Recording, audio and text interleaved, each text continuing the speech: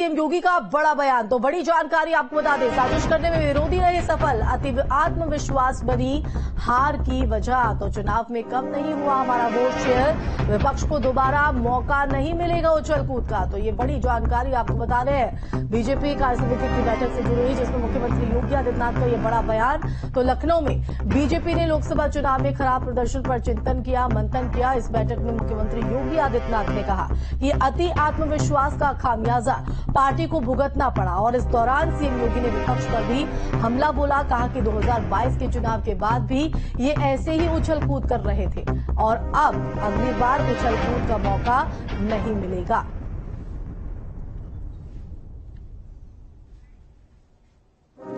तो 2024 में भी आप सभी कार्यकर्ताओं के संघर्ष से, प्रयास से, प्रधानमंत्री मोदी जी के नेतृत्व में, माननीय राष्ट्रीय अध्यक्ष जी के नेतृत्व में भारतीय जनता पार्टी उतना वोट पाने में सफल रही।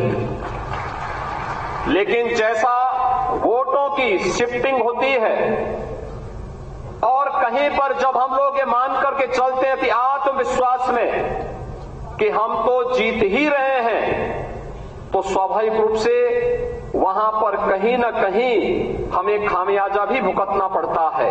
और वह अति आत्मविश्वास कहीं न कहीं हम लोगों को जहां चोट पहुंचाने में, उस विश्वास पर खरा उतरने में, उन अपेक्षाओं पर खरा उतरने में, जहां कहीं न कहीं उस विश्वास पर कहीं न कहीं चोट पहुंची, वहीं साथ ही साथ जिस विपक्ष ने चुनाव के पहले हिम्मत हार करके बैठ गया था, वो आज फिर से उछल कूद करने का कार्य कर रहा है। तो लखनऊ में यूपी बीजेपी कार्यसमिति की बैठक हुई और उस बैठक में राष्ट्रीय अध्यक्ष जेपी नड्डा, सीएम योगी समेत कई नेताओं ने हिस्सा लिया। इस दौरान सीएम योगी ने एसपी और कांग्रेस पर हमला बोलते हुए कहा कि उत्तर प्रदेश में अब सुरक्षा का वातावरण है। तो बता दें कि मंथन यहां पर लखनऊ में किया गया। बीजेपी कार्यसमिति की बैठक में तमाम दिग्गज मौजूद रहे, मुख्यमंत्री योगी आदित्यनाथ, जेपी नड्डा। और इस दौरान मुख्यमंत्री ने जहां विपक्ष पर हमला बोला, तो सीधे तौर पर उन्होंने कहा कि आज उत्तर प्रदेश में कानून का राज है। सनातन हिंदू धर्मावलंबी जिन आकांक्षाओं के साथ जी रहे थे, उन अपेक्षाओं पर प्रधानमंत्री मोदी जी के नेतृत्व में डबल इंजन सरकार ने खरा उतर करके अयोध्या में रामलला के भव्य मंदिर निर्माण के साथ साथ 500 वर्षों के बाद रामलला को विराजमान करने का काम भी किया। बहनों और भाइयों, भारतीय जनता पार्टी के कार्यकर्ता को किसी भी स्थिति में बैकफुट पर आने की आवश्यकता नहीं है। उत्तर प्रदेश के अंदर सुरक्षा का ये वातावरण आपको आज देखने को मिल रहा होगा। याद करिए, इसी मुहर्रम के समय में सड़कें खाली हो जाती थी, सूनी हो जाती थी। आज मुहर्रम आयोजित हो रहा है, इसका पता भी नहीं लग रहा है। ताजिया के नाम पर घर तोड़े जाते थे, पीपल के पेड़ काटे जाते थे, सड़कों के तार हटाए जाते थे, पुल तोड़ दिए जाते थे। आज कहा जाता है किसी गरीब की झोपड़ी नहीं हटेगी। आज कहा जाता है कोई तार नहीं हटेगा। आज कहा जाता है कि सरकार नियम बनाएगी, पर्व और त्योहार मनाना है तो इन नियमों के अंतर्गत मनाओ और नहीं तो अपने घर में बैठ जाओ। तो वहीं बीजेपी कार्यसमिति की बैठक में शामिल होने के लिए लखनऊ पहुंचे राष्ट्रीय अध्यक्ष जेपी नड्डा। इस दौरान जेपी नड्डा ने विपक्ष पर जमकर निशाना साधा। उन्होंने कहा कि कांग्रेस पैरासाइट है। ये 2024 का चुनाव इस बात को प्रतिलक्षित करता है कि भारत की जनता ने 2024 में लगातार तीसरी बार मोदी जी के नेतृत्व में अगर हमको समर्थन दिया है, तो वह हमको एक विशेष कार्य के लिए दिया है कि विकसित भारत 2047 में बना करके हमने दिखाना है। अन्य दलों के साथ चुनाव लड़ी है, वहां इसका स्ट्राइक रेट है 50%।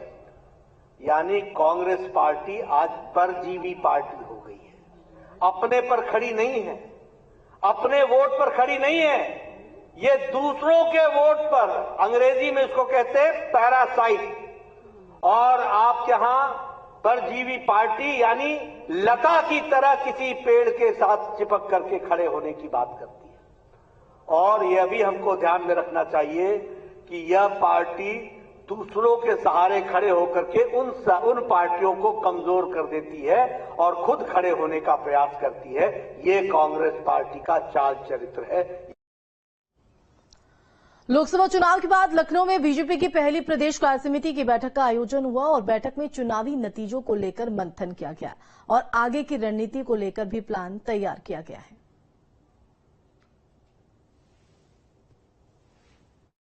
प्रदेश कार्य समिति भारतीय जनता पार्टी के संगठनात्मक प्रक्रिया है। पार्टी की रीति नीति सिद्धांत कार्यक्रम को बताया गया, विकास जो केंद्र और राज्य कर रहा है, किस प्रकार हमारी अंतिम जो कार्य समिति होती है वो मंडल की होती है, उस तक बात पहुंच सके। उपचुनाव की पूर्व संध्या पर एक कार्य समिति हो रही है, तो किस प्रकार से आने वाले समय में उत्तर प्रदेश में पूर्ण बहुमत की सरकार बनाई जाए, उत्तर प्रदेश की जनता को जंगल राज से बचाया जा सके।